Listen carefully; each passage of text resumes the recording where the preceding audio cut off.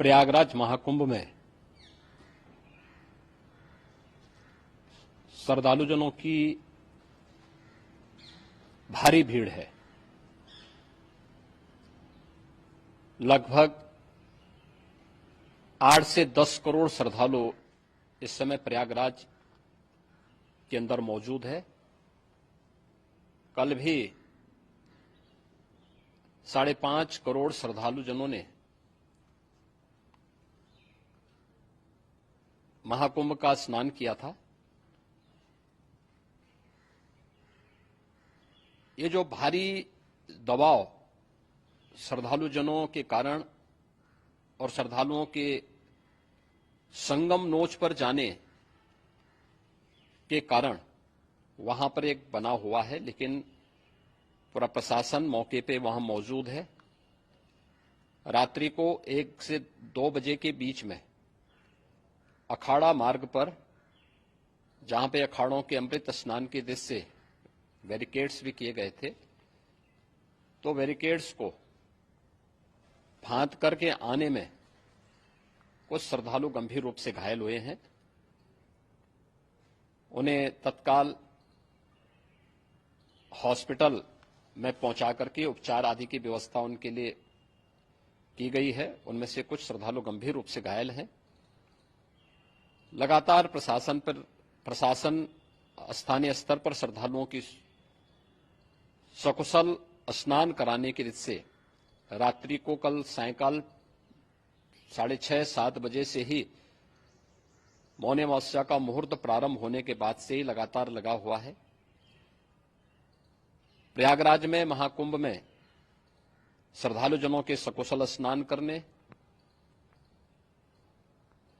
अमृत स्नान के लिए देश भर से आए हुए श्रद्धालुजनों की व्यवस्था के लिए, उनके कुशल क्षेम के लिए आदरणीय प्रधानमंत्री जी का प्रातःकाल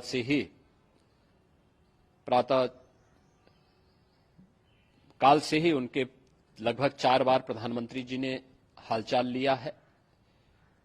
माननीय गृह मंत्री जी ने,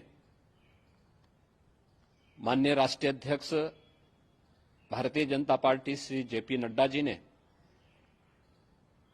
माननीय गृह मंत्री श्री अमित शाह जी ने भी, और प्रदेश की माननीय राज्यपाल श्रीमती आनंदीबेन पटेल जी ने भी लगातार जानकारी लेकर के सभी के कुशल क्षेम और सकुशल स्नान कराने के बारे में निरंतर रिपोर्ट ले रहे हैं। हम लोगों की प्रातःकाल से ही श्रद्धालुजन जो भी आए हैं वे स्नान कर सकें, इसके लिए यहां पे उच्च स्तरीय बैठक भी चल रही है, जिसमें मुख्य सचिव भी हैं, डीजीपी हैं, प्रमुख सचिव गृह हैं, मुख्यमंत्री कार्यालय के अपर मुख्य सचिव के साथ साथ एडीजी लॉ एंड ऑर्डर के साथ साथ अन्य वरिष्ठ अधिकारीगण मौजूद हैं। प्रयागराज में हालात वर्तमान में नियंत्रण में हैं, लेकिन भीड़ का दबाव बहुत बना हुआ है। अखाड़ा परिषद से जुड़े हुए पदाधिकारियों के साथ मैंने स्वयं भी बातचीत की है।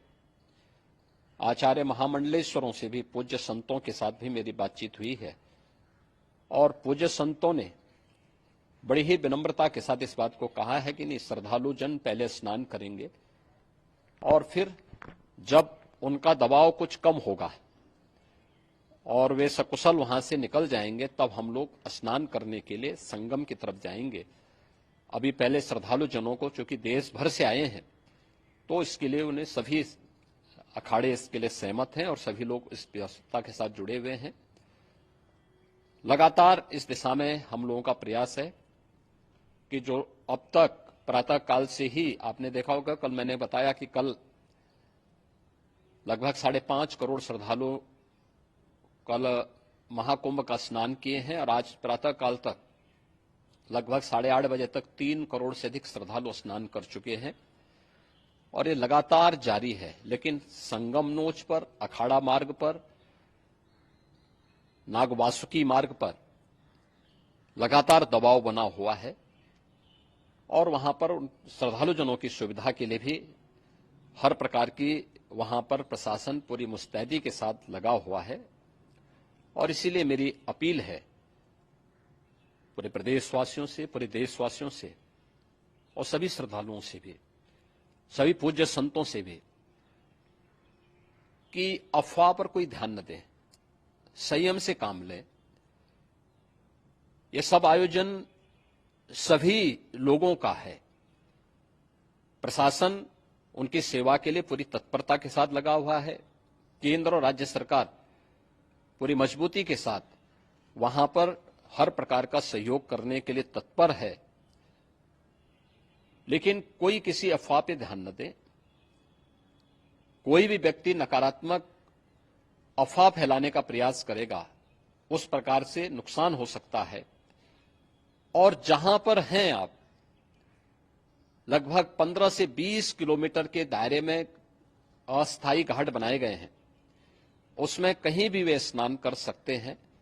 आवश्यक नहीं कि संगम नोच की तरफ ही आए।